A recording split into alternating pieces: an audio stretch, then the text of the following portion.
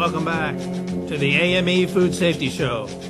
I keep a close watch on this heart of mine, and I keep a close watch on everyone around me. Here's one of my big questions of my life. You might agree with it, you might question it, but I want to ask you for your help. What is that question? Let's begin with the slideshow. What is causing the exponential growth of autism in our society, in the United States? It's absolutely shocking to me when I think about, in the 1960s, only 4 or 5 children every 10,000 were labeled as autistic. We used to call them special. My wife likes to call them mentally disabled. But the fact is, there were a finite number that could be calculated back in the 1960s. The fact now is that 1 in 50 school children between the ages of 6 and 17 are now labeled as autistic, which in my mind is a very wide category. Let's go to the next slide. We've seen a 600% increase in the last 20 years. To me, that's shocking. That's an exponential growth curve. If you look at it, you can graph it out, and in a very short order. That's only till 2009. That number will be epidemic. In fact, I think it's epidemic right now, 1 in 110. Let's go to the next slide. Autism in babies right now is 1 in 68 in 2014. What does that mean to a thinking person? Oh, that's terrible for those people. No, that's not the thought. The thought is, what will future babies look at? And the other thought is, what's the accumulated effect of these autistic children, which live very long lives, by the way, and require a great deal of maintenance? Andy, what does that have to do with food? Well, that's the question I'm asking. What's the cause of it? And why are we getting so many?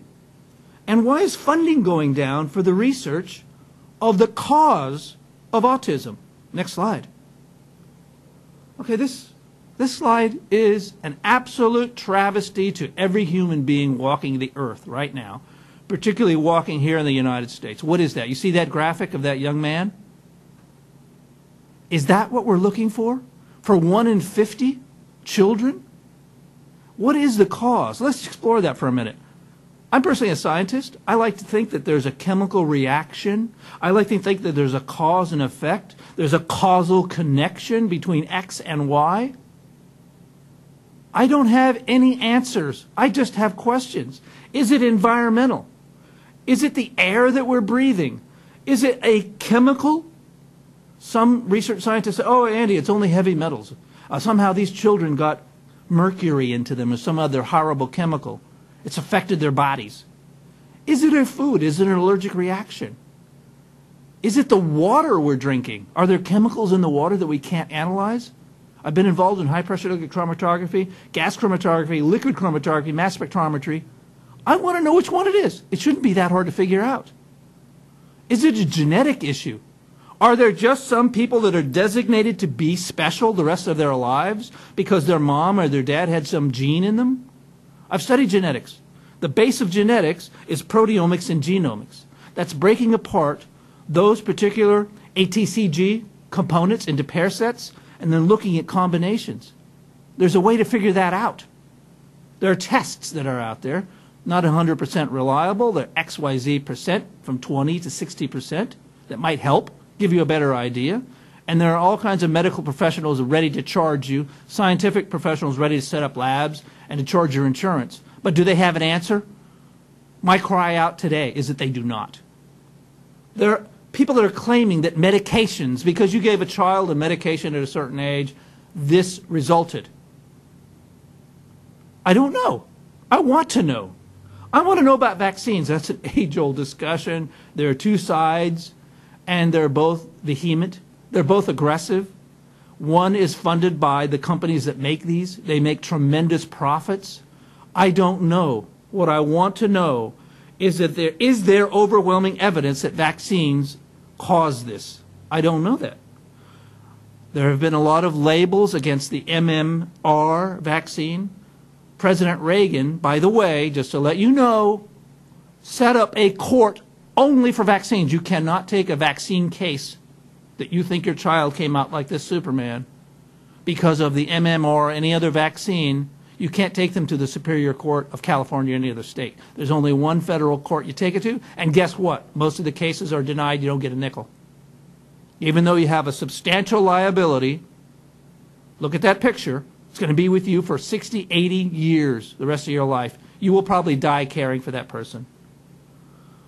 The causation that most physicians will tell you is that there's some trauma to the brain. A lot of times they'll tell you, hey, somebody kicked this kid when they were young, somebody hit him with a rock.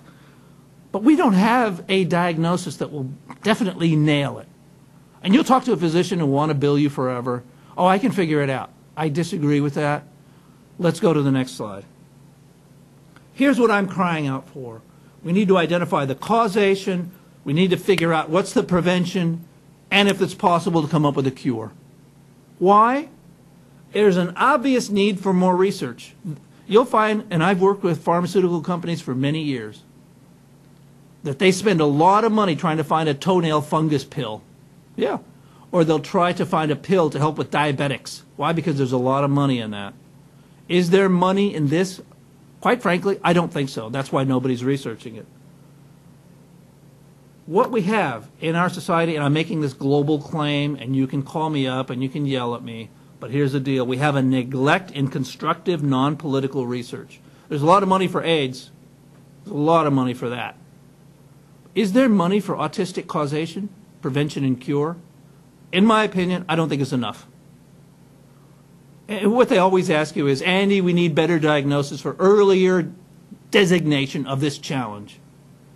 I question that because that person is going to be alive a long time. Yeah, they say, Andy, we can cure it if we find out early enough. I think there's a lot of money placed in diagnosis, very little in treatment. Next slide. Well, as I'm saying this, should childbearing people worry? I have a mixed answer on that. My answer is you need to decide up front, yes or no, I'm going to worry about it. And you're going to be brave.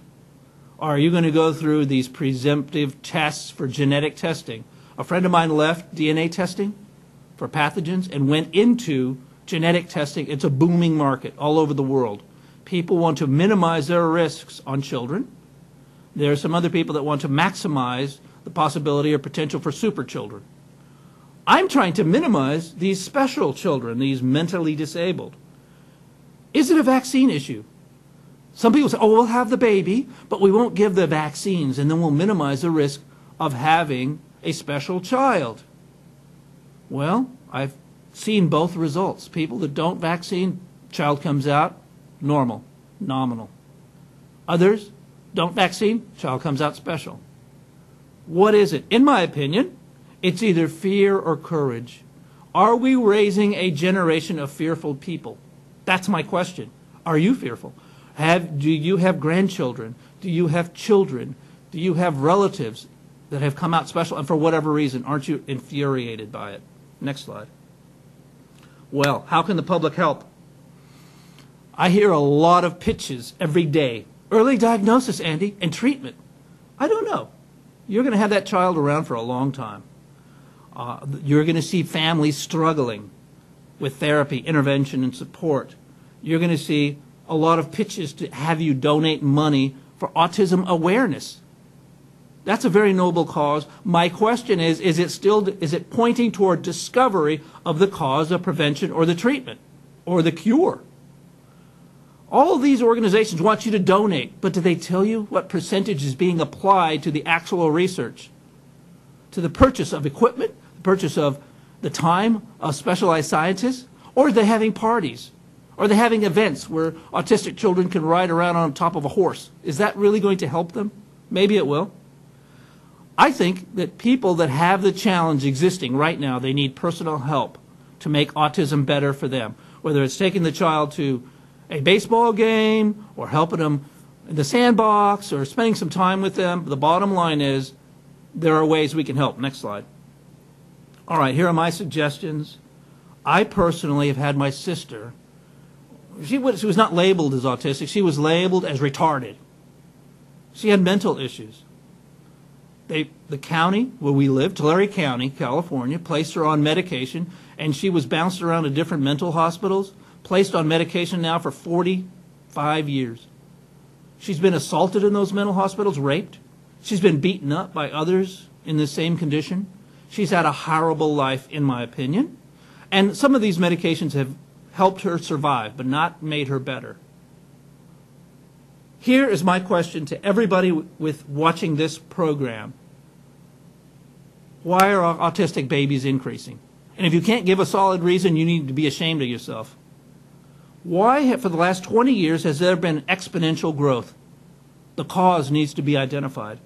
We need to research for reasons, not excuses, not coping mechanisms. That's helpful for those that are already alive. But for the sake of our future generations, all of us need to light a candle and then go do something.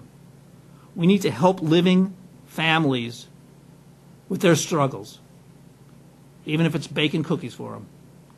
And before donating to any organization, I don't care what tax status they have, you need to know where they're applying the money and what percentage. You'll find the average is extremely low. Ladies and gentlemen, I'm closing this with my appeal. Help us, all of us in our society, to deal with this challenge. Is it food-based? I don't know.